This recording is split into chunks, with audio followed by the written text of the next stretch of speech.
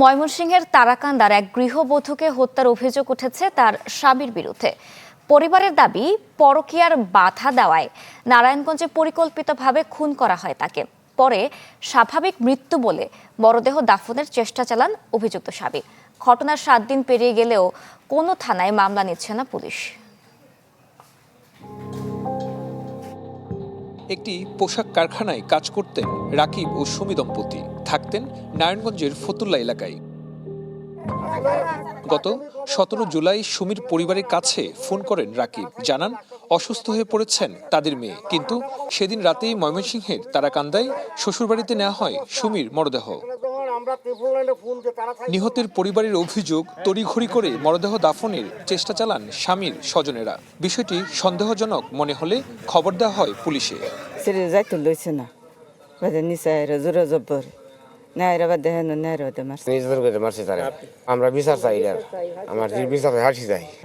Police ঘটনাস্থলে পৌঁছে সুরতাল প্রতিবেদন তৈরি করে এবং ময়নাতদন্তের জন্য মরদেহ পাঠান ময়মনসিংহ মেডিকেল কলেজ হাসপাতালের মর্গে। সুরতালে উল্লেখ করা হয়, মৃত্যুর আগে ধর্ষণের আলামত মিলেছে শরীরে।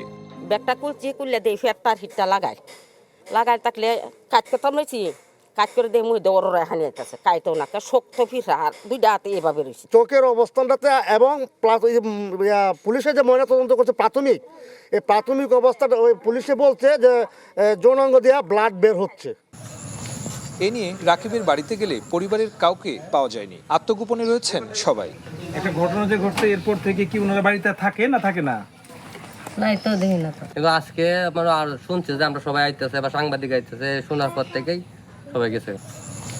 ঘটনার সপ্তাহ পেরিয়ে গেলেও আইন জটিলতা দেখিয়ে মামলা নিচ্ছে না ফতুল্লা ও তারাকান্দার কোনো থানা পুলিশ।